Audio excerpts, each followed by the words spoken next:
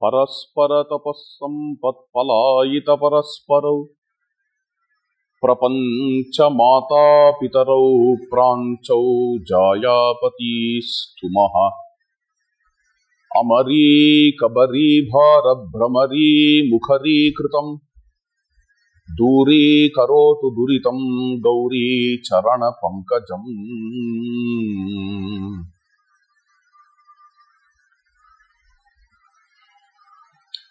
Among the various names of Devi, Parvati is a very important name. Yesterday we ended the session with the marriage of Lakshmi, Mahalakshmi. So I thought today we can start with the story of Parvati's marriage with Lord Shiva. Let me narrate the story in nutshell. The story occurs in several Puranas, mainly in Shiva Purana. She is called as Parvati because she is a Parvataraja Kumari. She is a daughter of mountain Himalayas. This itself reminds me that Vedic symbol of cows hidden in the cave of a huge mountain. Sarama was in search of these cows. After finding the cows, Indra comes and breaks the mountain and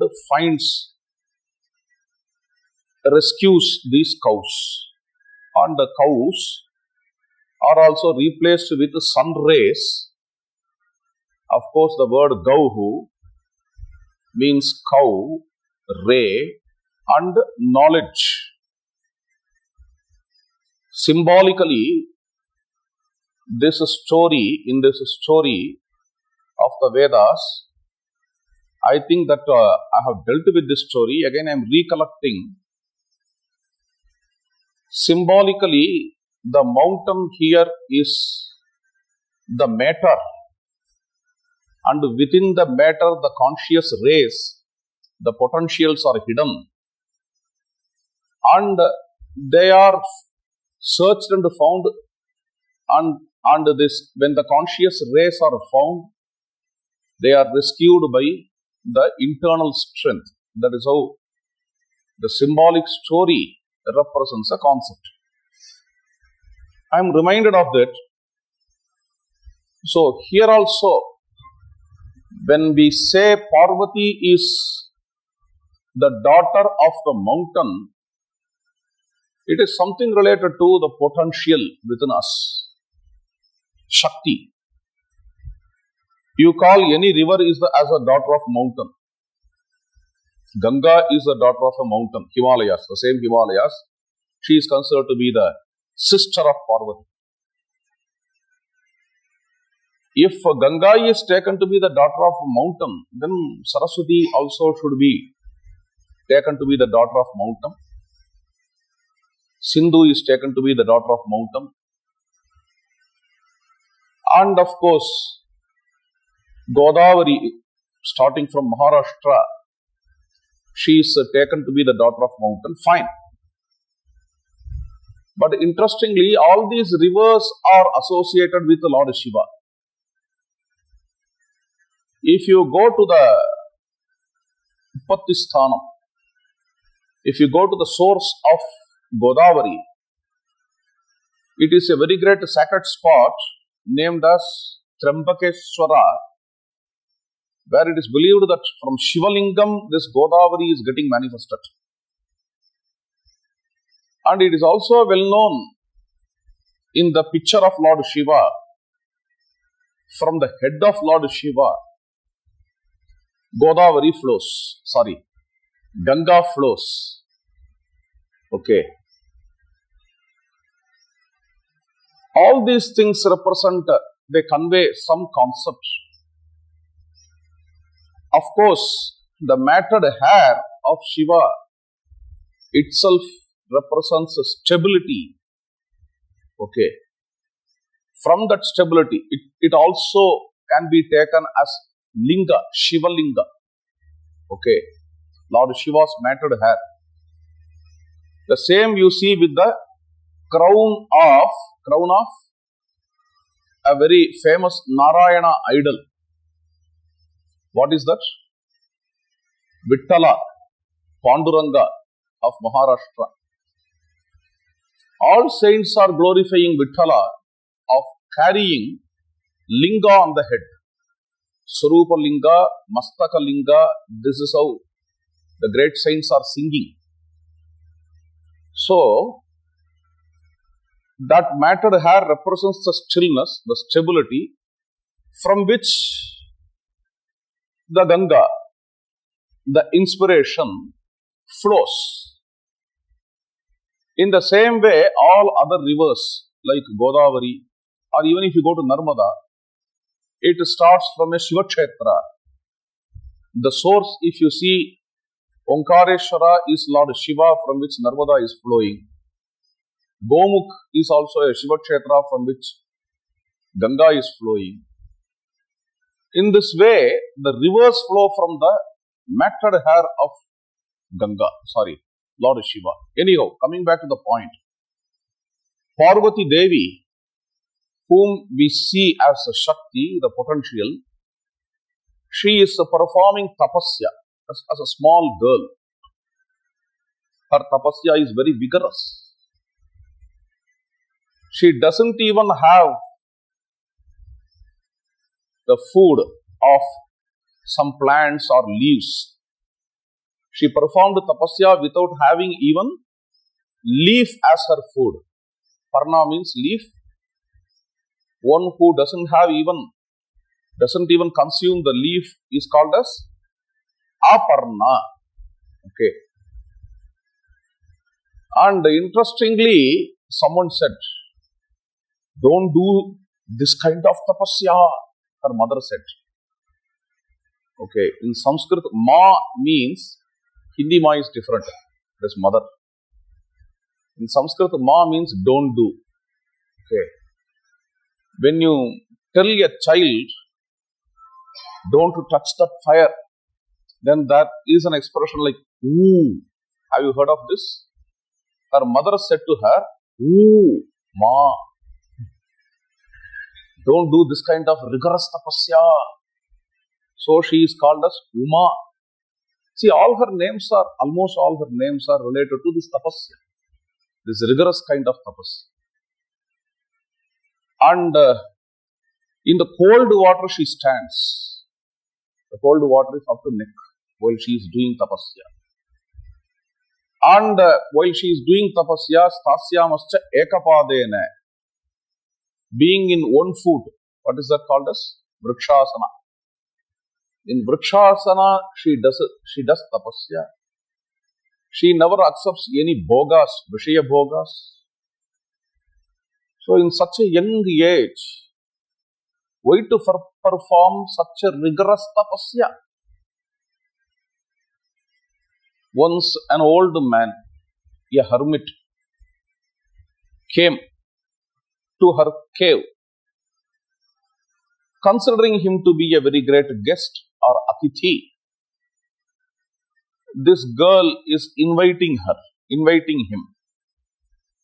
That old man asked her, why are you doing this kind of tapasya, that too at this young age? She said, I wish to marry Lord Shiva, therefore I am doing this tapasya. The old man asked, are you going to get married to Shiva? Why? And how this is possible? First of all, he will not marry you. Simply because, have you not heard the story that he has burnt Manmatha? He has no plan to marry at all in his life.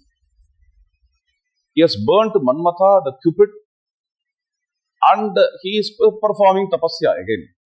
he also performs tapas. Even if he accepts to marry you, you can't even sit nearby him. Because if you sit nearby him, the snake in his neck will jump to you.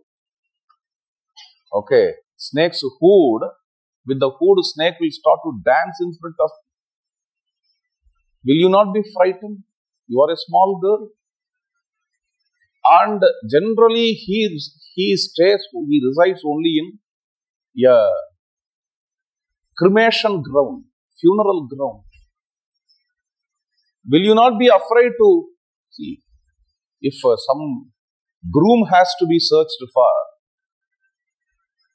People ask, the father of the bride asks, does he have any house? He has only a funeral ground, that is his house. Cremation ground. And what profession he has? The bride's father will ask. Your father will ask tomorrow. What if you say, I am going to get married to Shiva, your father will ask. What is his profession? His profession is, he is called as Bhikshatana Murti. He seeks alms everywhere. And pulse, he is wearing that. Can you be with him? And he is not a person of aesthetics. He is not applying powder in his limbs, but only ashes. He is wearing ashes. Now, are you going to get married to such a man? And for that, you are performing such a hard tapasya.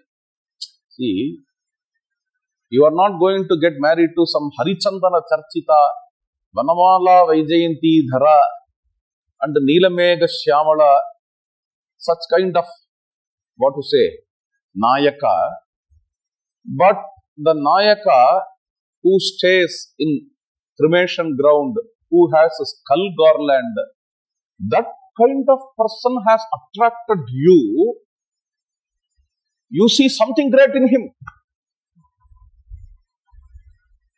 And to attain him, you are not running away from him, but running after him. And to attain him, you are doing such a great tapasya without even having a leaf standing in this cold water. Such kind of tapasya you are doing? No. Give up him.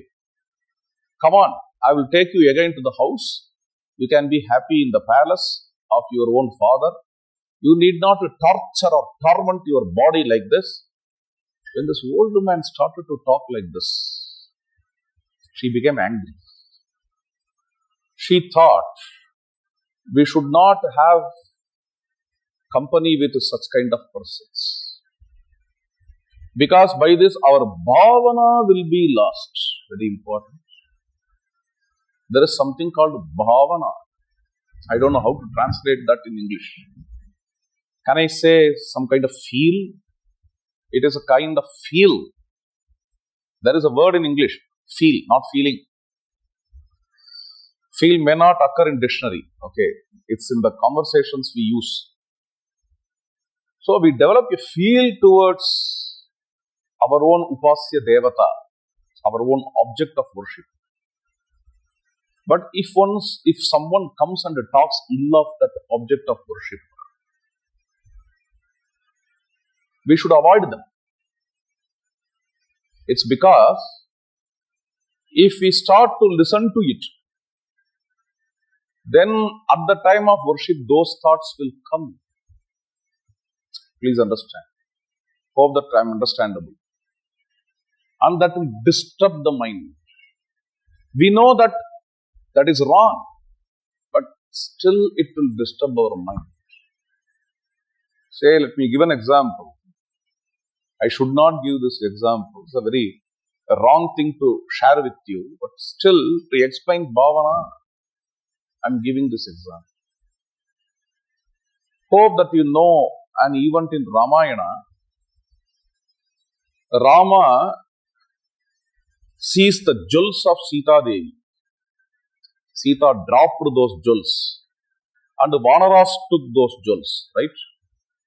When Rama comes, Sugriva shows those jewels to Rama. Rama is seeing those jewels and his eyes are filled with tears. He asks Lakshmana, my dear Lakshmana, come on, please see whether these jewels do belong to Sita.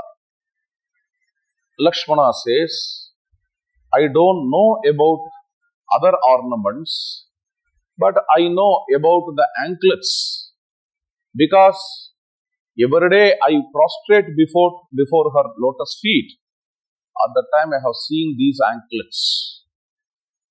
Okay, am I right? Anklet golusu, correct? Okay, fine.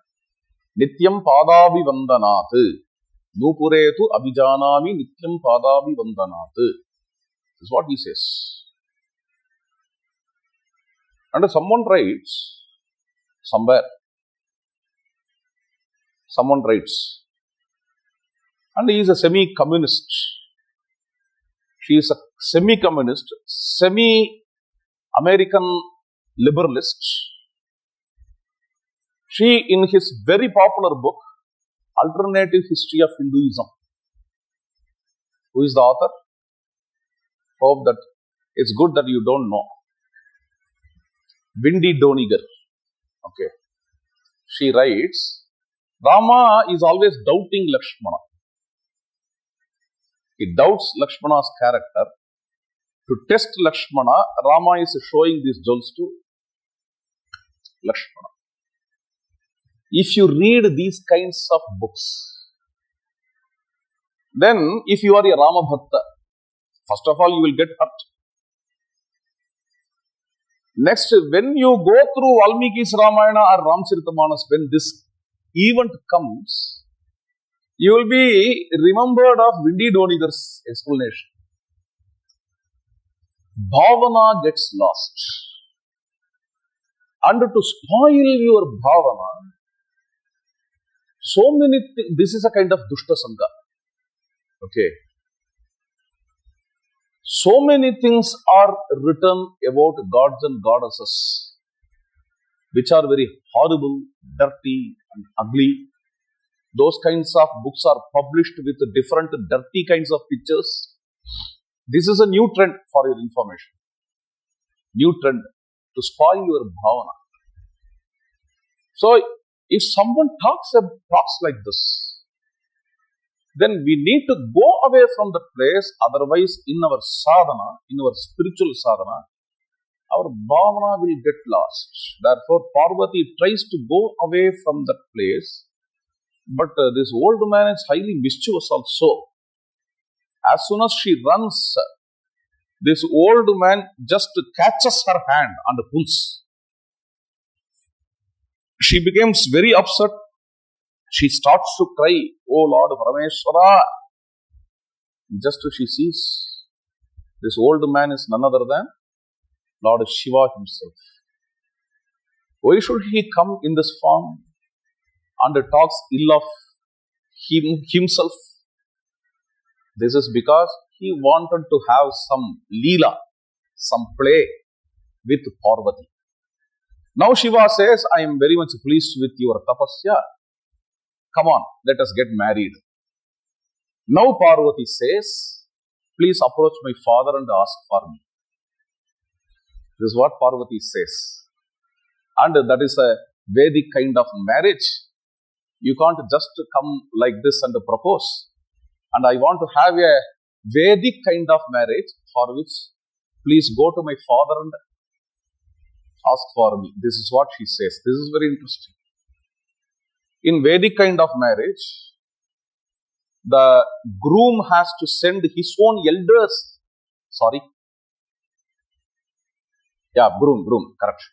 Groom has to send his own elders to bride's house. Okay. Shiva is thinking, who are my elders? I am anath because I don't have father and mother. Whom I can send to the bride's house? Finally, he finds I respect rishis. I honor my own devotees. Rishis are my devotees as well as my respectable ones. I take them as my elders and let me send them. Lord Shiva sends several rishis, mainly Saptarishis, 7 rishis to Himavan to get married with Parvati Devi. And the Saptarishis come. This is Kanya Varana, Prasudmanta Diyasanasya Sakshani, Varebhir Varan Abhishu Prasidata. This is a mantra of Kanya Varana. They go to Himavan and finally this, what they say in English, Nischayatambula, betrothal. Betrothal is conducted and marriage day is fixed. And before that, a very long procession. Shiva Ganas are coming. Himavan's wife, I think her name is Mena. Okay. She is eagerly waiting. Who is the groom? I want to see him. There are so many stories related to it. Regarding this Shiva Parvati marriage, we are just having a glimpse. She is waiting to see who is that groom. Someone in that huge group, in that procession is coming, who is decorated with various ornaments, decorated with diamonds. He appears to be a very, very rich person, perhaps the richest person in the whole world. That person is coming. And Mena got excited. Such a rich person, my daughter is going to get. And someone came and said, no, he is not the groom. He is a servant of the groom. He attends groom and he is a fanning groom every day. Do you know who he is? He is none other than Kubera. Okay. Kubera always fans Lord Shiva. Okay. He is a fan of Lord Shiva and he has come and the groom is yet to come. One who fans Lord Shiva is like this, and how Shiva will look like. Finally, Shiva is coming, and he is not coming in a very costly Benz car. He comes sitting upon a bull, having a trident, also with the tiger skin, wearing tiger skin with the matted hair. On seeing this, hey, what is this? This Mena is surprised. On seeing surprised Mena, Lord Shiva shows his another form also, where he is decorated with various ornaments. To please her, he came in a, groom's appearance. He comes. The marriage happens. Marriage was wonderfully described in various kavyas and Puranas, especially in Kumara Sambhava. This marriage occurs, and also in Shiva Purana. After the marriage, in solitude, Lord Shiva and Parvati are sitting. Marriage ends with this. But even after that, see, you know Tulsi Ramayana, Ramcharitamanas. It starts with the marriage of Parvati. It's a very interesting thing. The Ramayana starting with the marriage of Shiva and Parvati. No other Ramayana starts in this way except Ramcharitamanas and the Adhyatma Ramayana. Okay.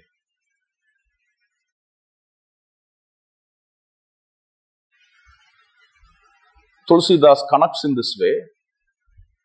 It is not only Tulsidas who connects. He derives this story only from Shiva Purana. Even in the Shiva Purana, it is like this. So he narrates in this way. Even in Shiva Purana, also in Adhyatma Ramayana, also in Ramcharitamanas, we see this same kind of story. When they are sitting in solitude, Lord Shiva is reciting the name of Rama So from that all these things start. Parvati Devi is asking, what is that Rama? Who is that Rama? The two questions. Who is that Rama? And then, what is that Rama? Okay. So, with that question, with this query, Rama Tattva he gives, Lord Shiva gives, and the whole Ramayana story Lord Shiva narrates. I don't know what connection Ramayana has with this Parvati Kalyanam, Parvati's marriage. But these two stories, Tulsidas connects, Adhyatma Ramayana author connects. Not only that, even the very Shiva Puran connects. This is interesting. And I have a guess. I may be wrong. Okay.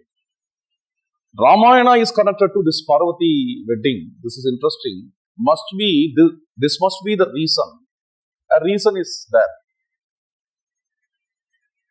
This Parvati's wedding is the reunion of Shiva and Shakti, right?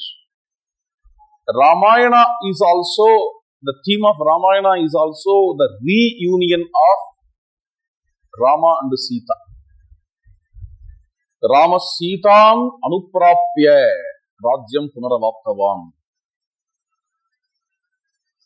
In Valmiki's Ramayana, in the very first chapter, Valmiki says, reunion of Sita and Rama is the quintessence of the whole of the epic.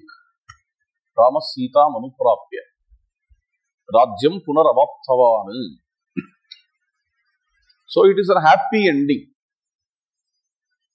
Happy ending. Happy is Madhura, ending is Anta in Sanskrit. So Madhura plus Anta, if you join, what is that? Madhuranta. Madhurantakam. Madhurantakam means happy ending, sweet ending. Madhura is sweet, sweet ending.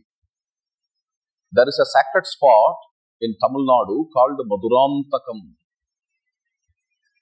And they believe that this is the place where Rama landed.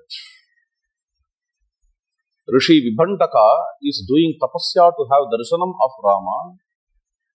Pushpaka Vimana of Rama is going on the top, and to see this Maharshi Vibhandaka, the Vimanam descends.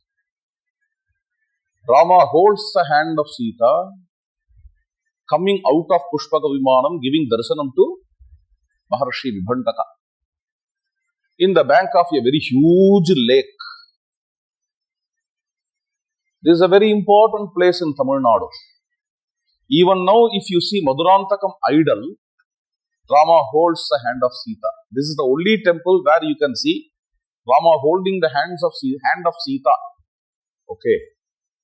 Very beautiful idol.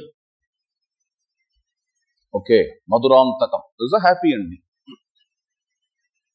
And I see something common in both the stories.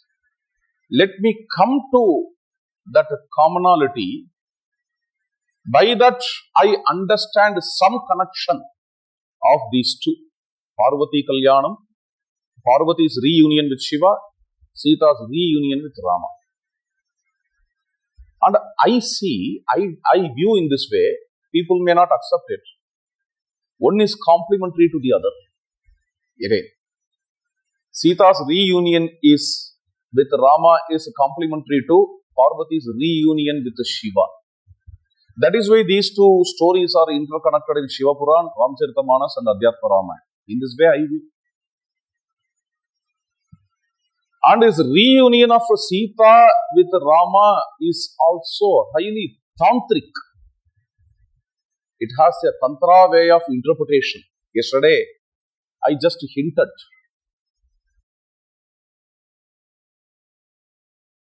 Mendra, a mystic of Andhra Pradesh, he wrote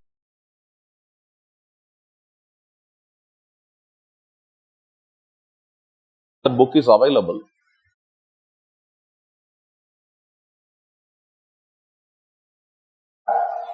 he interprets Sita Devi as Kundalini. Sita represents Kundalini. Kundalini is the coiled potential within our personality.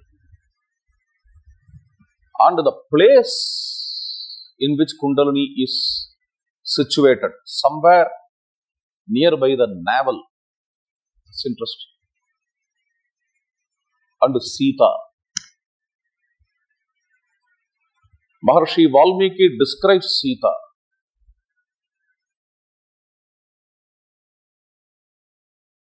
How? This is the description. How Sita is sitting when Ravana comes there. When Ravana starts to woo. How Sita is sitting. She is sitting like this. This is the posture described by Valmiki. Okay. Achadya udaram urubhyam bahubhyam cha payodharam. This is the exact coiled Kundalini for your information. Kundalini resides in the same way. Coiled Kundalini. And she is coiled because in front of this coiled Kundalini, Ravana is standing. Ravana's heart is impure, therefore Kundalini is coiled. See, this is Kshemendra's way of seeing the incident. Because coiled Kundalini doesn't reveal herself to an impure person. He is an impure upasaka. Ravana is also an upasaka to the commentator. Commentator sees in this.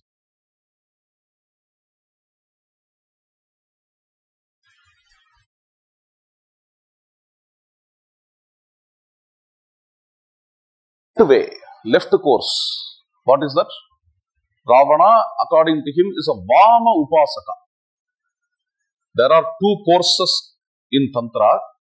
One Dakshina and another one Vama. Vama means left. Okay.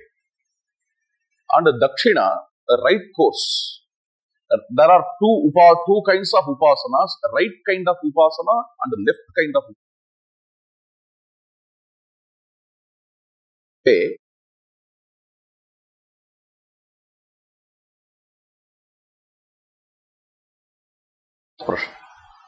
In Sundarakanda, 27th chapter is extremely important. There are various Rakshasis around Sita. They are torturing her. But among them, one of the Rakshasis is Trijata. Yesterday I talked about her. Trijata is symbolic representation of Gayatri Devi. That is how she is connected to Gayatri. And she invokes the strength of Sita Devi here. Talking something about her dreams and all. And again, what is her dream? Trijata's dream. Trijata says, in my dream I see wonderful visions. Rathena Ashtayuja Swayam. With the, what to say, in an 8-bulled chariot, a chariot which is tied with 8 bulls. Sita Devi comes. I saw this in dream. Who comes in a chariot with 8 bulls? In the Rigveda, it is the Savitri, it is the Ushas who comes in the chariot of 8 bulls. Therefore, here, according to the commentator, Sita is identified with Savitri. And then Sita is waiting for Rama's arrival with the wonderful garments. And Rama comes sitting upon the elephant, holding the hand of Sita Devi. Rama helps Sita to get on the elephant. The white elephant with 4 tusks. Okay. this Chaturdanta elephant, Airavata elephant, takes the couple on the sky. This is also told. And Chandra Suryo Maya Drishtau Panina Parimarjati. When Sita is moving in the sky, she touches the moon and sun. Again, this is symbolic. Moon and the sun are nothing but the twins. Who are the twins? Who are the guardians of Ashwins? Sorry, who are the guardians of Savitri? The first day we saw Ashwins. And in the Rig Veda, the Ashwins have their own names. Surya and Chandra. Why they are called as Surya and Chandra? Ashwins, in my view, they are none other than the Chandranuloma and the Suryanuloma pranayamas. Okay. These two kinds of pranayamas, the mastery over prana, two kinds of mastery, within them Savitri always resides, and this Surya and Chandra here Sita touches as a deeper meaning. Savitri is Kevala Kumbhaka or Kumbhaka. Accompanying Kumbhaka, you see Puraka and Rechaka. Of course, these can be taken as Suryanuloma and Chandranuloma. And Savitri with Ashwins represent Kumbhaka with Suryanuloma and Chandranuloma. That is why here we see Sita touching sun and moon.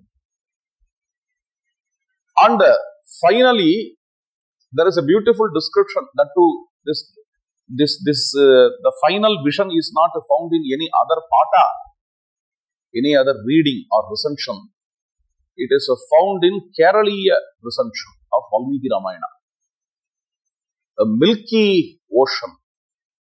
In the milky ocean, in the huge serpent, Lord Narayana, Ramachandra resides there as Lord Narayana with Sita as Mahalakshmi. This is my vision, Trijata says. So, Trijata is packed with all these visions. And Trijata symbolizes Gayatri. Sarama represents again the word. Yesterday we saw about Sarama.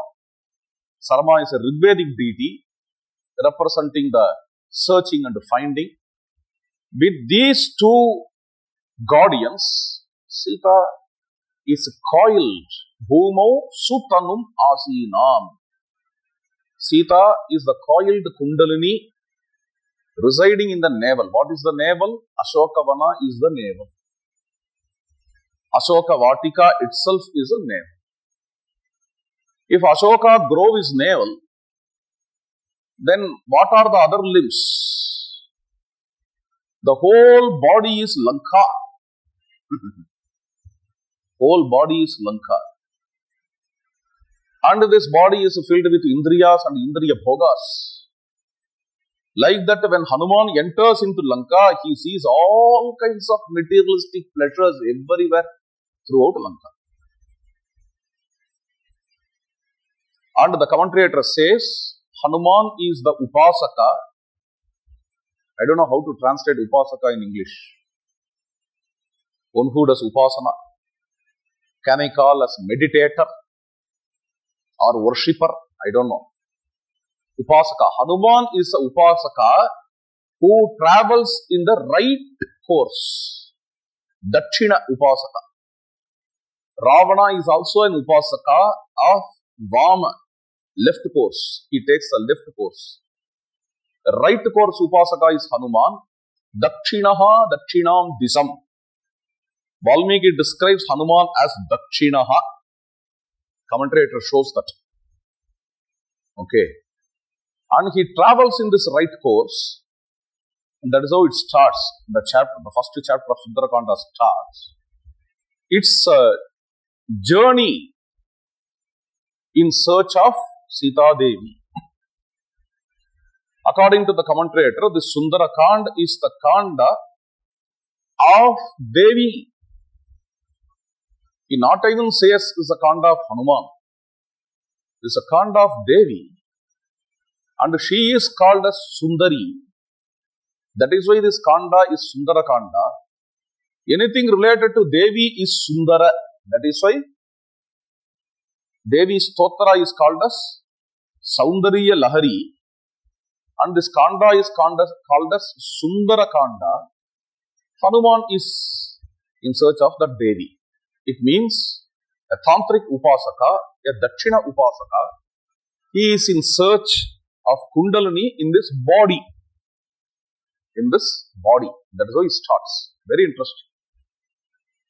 And Hanuman, when he is coming, so much of hurdles are coming. Before hitting the core, before seeing Devi as it is, in between so many hurdles will come. Even those hurdles are various other forms of that core Devi. This is what Kshemendra says.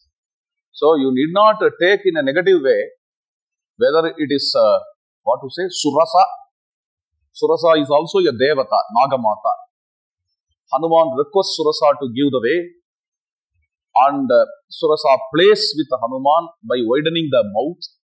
The Hanuman somehow escapes from Surasa, and he also sees this Lankadi Devata, whom in Tamil Nadu we call as Langini. Okay. And after crossing Langini, he enters into, gradually he sees various Devatas in between. Okay. Before seeing Sita. Crossing all those Devatas, Hanuman comes to the elevated Devata. Who is that? Mandodari. See how Valmiki describes Mandodari. Gaurim, Kanakavarnangim, Ishtam Antapureshwarim. This is how Valmiki describes. Hanuman mistakes Mandodari to be Sita. Mandodari is so splendorous that even Hanuman mistakes Mandodari to be Sita, and he becomes extremely happy. And finally he concludes, no, she cannot be Sita for a single reason, no other reason. No other reason. In all aspects they are one. For a single reason. She sleeps happily. Mandodari. Okay. And she wears all the ornaments, and she is on the cot bed, royal bed. Sita will not be like this. When getting separated from Sri Ramachandra. That is how he leaves that idea, and he further searches for Sita. And the harem is described. It talks about how the desires of all senses are fulfilled in Lanka. Panchabihi uttamaihi karpayamasa mateva tada ravana palita. And Valmiki also describes how Hanuman conquers the lust. Because in Zenana of Ravana, he sees so many beautiful women, and they all are sleeping. And his mind is not getting afflicted with the lust. And Valmiki also describes how he conquers the tongue. Because Hanuman enters into the kitchen and the dining hall of Ravana. There he sees various laddus and so many things, so many eatables. Even after seeing all those things, he doesn't feel to have all those things. So in this way, he conquers all his indriyas. After conquering all his senses, after seeing the richest city, in search of the whole of the city, finally he comes to Ashoka Grove. This means a Dakshina Upasaka, he is in search of Kundalini everywhere in the body, and he conquers all the senses. He conquers all these things and finally finds Kundalini nearby the navel. And to this Dakshina Upasaka, Kundalini reveals herself. She is not coiled. She is opening herself. When Hanuman sees her, the way in which Hanuman moves with Sita Devi, he prostrates before Sita Devi with the clasped hands. He sees his mother in her. So, Then to this Dakshina Upasaka, the coiled Kundalini starts to open. And Sita starts to talk to Hanuman. The conversation here is matchless. It's all about Ramachandra. The conversation goes for around some 10 chapters. Sita, Hanumat, Sambhashanam in Valmiki's Ramayana. After that, burning the forts of Lanka. Okay, this happens. Destroying the Ashoka Grove and burning the forts of Lanka. All these things are nothing but burning the vasanas. Okay, found in this personality trait, in this body and the mind composition. Okay, up to this is all fine. After that, what happens? Normally in Tantra Shastra, we see one thing. The right Upasaka, this Dakshina Upasaka, he lifts this Kundalini. Okay. It is called as Kundalini arousal. We see here a Kundalini is ascend through Sushumna channel, culminating with Shakti, culminates with Shiva through the ascend. Okay. This is what we see in Parvati's marriage. Parvati struggles to attain Lord Shiva. Finally, at the end of Tapasya, Parvati attains Lord Shiva. In this way, this Kundalini is awakened. Due to this Kundalini arousal, she travels, Kundalini, the Shakti, travels through Sushumna channel to Shiva, attaining Shiva. But in Ramayana, it has a very new concept, which to my knowledge, I have never seen in any Tantra Shastra. What is that? We don't see here any ascent. Up to this, everything is fine. Well, Kshemendra is giving this brilliant commentary.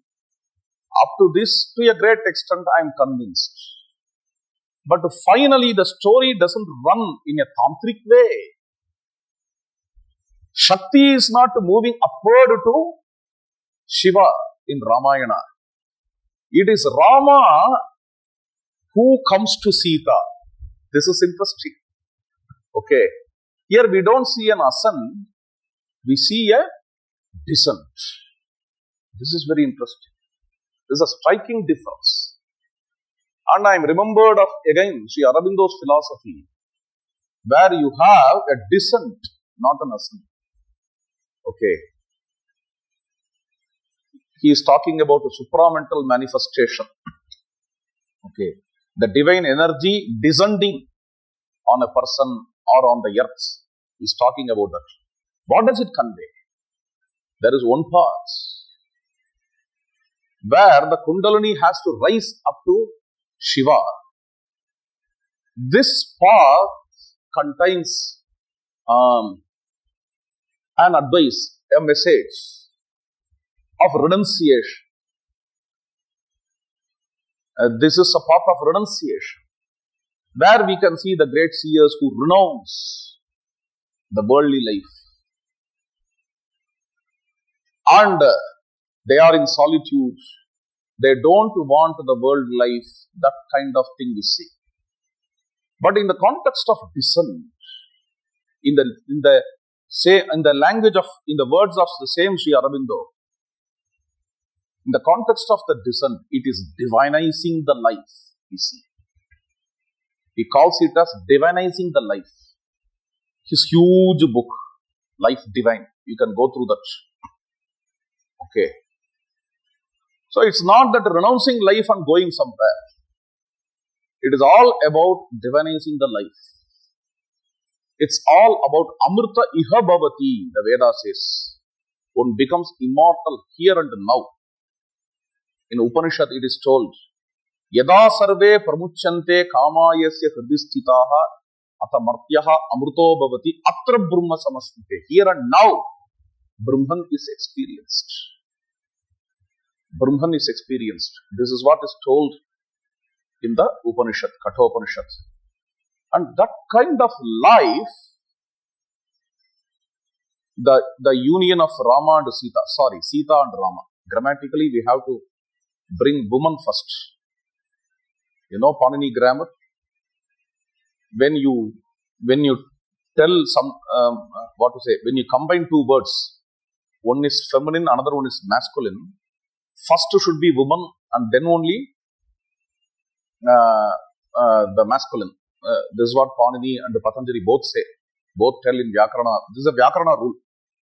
If you say Sita Rama, you have to tell Sita Rama only, not Ram Sita. Lakshmi Narayana, Sita Rama, Parvati Parameshwara. It should be always like that. Mata Pitarau. And Patanjali explains also why this is told like that. Because woman first. This is woman empowerment. This is what Patanjali says. Okay, Sanskrit rule, grammar rule. This is. Okay, so, anyhow, the story of the reunion of Sita and Rama is to teach the life. Okay, how life is relevant to us. Life is irrelevant throughout the life. Life is waste. Not that kind of message is conveyed here. The divine is now and here in our life. The kind of divinization of life is the message of the reunion of Sita and Rama. And Ramayana is a very rare epic for information. This is true because Ramayana is a very rare epic. You can see two kinds of things in the world. You have several books regarding materialism. They will curse spirituality. There are various spiritual books, scriptures, where you can see they curse the worldly life. But Ramayana is a rare literature. I am talking about Valmiki's Ramayana, which is a very big book, which has around 40,000 lines. In such a huge book, you never see anywhere cursing either the worldly life or talking ill of spirituality. It is a perfect synthesis of spirituality and the mundane life, I can tell you. Okay, mundane life. This kind of wonderful synthesis it brings.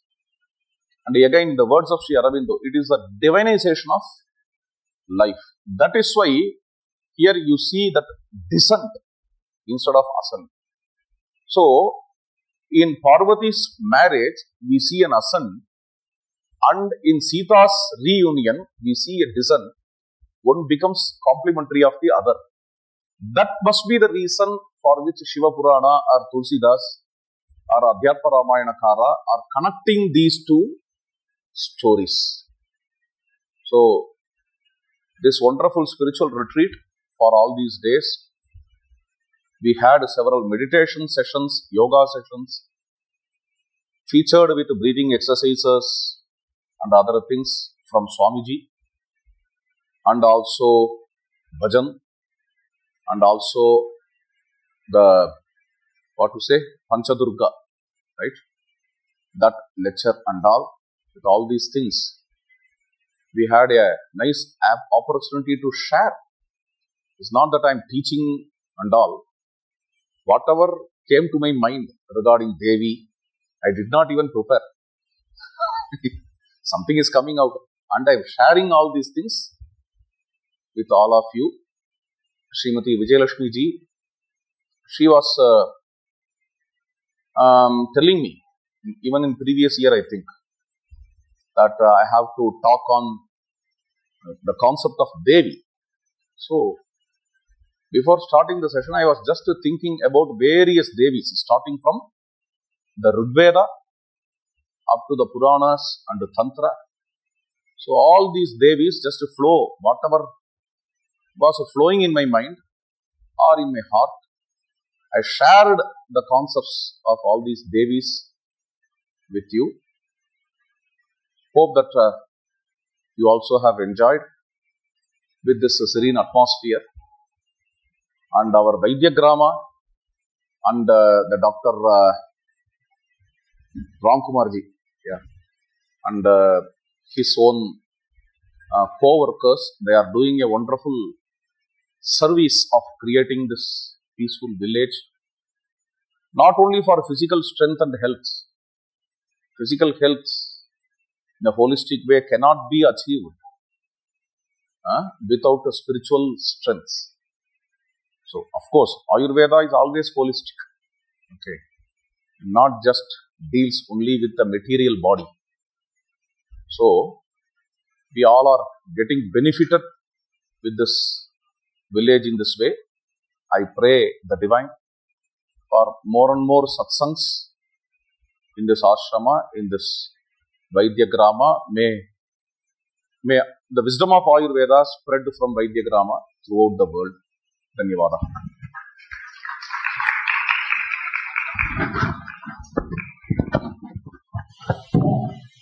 Thank you so much, Dr. Ranganji. As you mentioned, before we move to felicitation, we follow the Vyakran.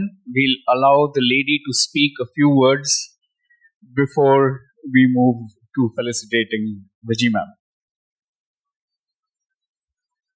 What an obedient, instant student you are. I just wanted to thank Dr. Ranganji, because I know when they all speak, there is an audience that goes from here to there. But I think he has realized the worth of the people that are here, and that is why he keeps accepting to come even when the audience, he doesn't bother. I mean, I've seen him when he speaks in some other places, his eyes are closed. He doesn't care who is there in front of him or not there. He's just pouring out whatever comes to him. Thank you very much, sir. Thank you once again, sir. And it's perfectly fine if you don't prepare and come. If this is without preparation, we are more than happy with everything that you present to us. To felicitate Doctor, may I please call on stage Swamiji to kindly come and present a token of appreciation and felicitate Dr. Ranganji.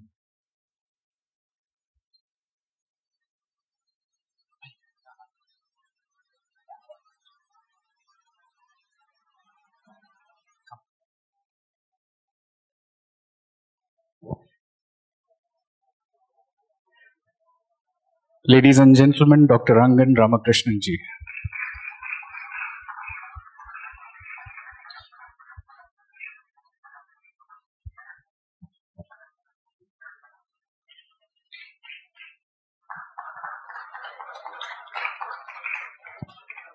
And also a bag